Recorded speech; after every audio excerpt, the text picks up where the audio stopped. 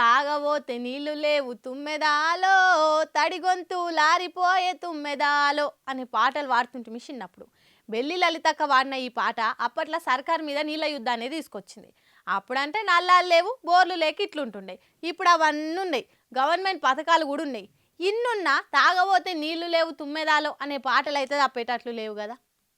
సుట్టమై వస్తే mutton chicken తోని మంచి భోజనం పెడతాం గాని మంచినీళ్ళు మాత్రం మీరే తెచ్చుకోవాలన్నట్లు మారిపోయింది దునియా. నీళ్లకు అంత తక్లీఫ్ ఉంది మరి.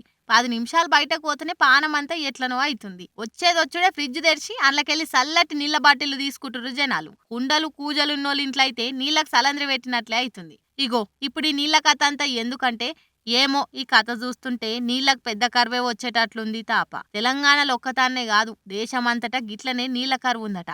ఒకసారి ఈ కర్ణాటక ముచ్చట తెలుసుకోండి, పరిస్థితి ఎంత సీరియస్గా ఉందో మీకే సమజైతది. ఆడిప్పుడు నీళ్లకు కనా కష్టం ఉన్నది. తాగబోతే నీళ్లు లేవు తుమ్మెదాలో, రాక రాక నల్లలొస్తే తుమ్మెదాలో అని కరువు పాటలు వాడుకోవాల్సి వస్తుందట. నీళ్లు లేక ట్యాంకర్లతోని ఓపించుకున్నాడు అవుతుందట. ఇక దొరికిందే ఛాన్స్ అనుకొని వాళ్ళేమో ట్యాంకర్ కి 5,000 6,000 అని చెప్తురట. ఇక ఈ పరిస్థితిని చక్కదిద్దేటందుకు గవర్నమెంట్ రంగంలోకి దిగింది. బెంగళూరు అసొంటి నీళ్లకు తక్లీఫ్ ఉన్న ఏరియాలల్లా కఠిన నిబంధనలు పెట్టిందట వాటర్ బోర్డు. నీళ్లు వేస్ట్ చేస్తే 5,000 రూపాయల జుర్మానా వేస్తామని హెచ్చరిక జారీ చేసింది. ఉత్త నోటి మాటలే కాదు, దీనికి సంబంధించిన సర్కులర్లు కూడా పాస్ చేసింది. నీళ్లు వేస్ట్ చేస్తున్నట్టు తెలిస్తే 5,000 రూపాయల జుర్మానా వేస్తారు.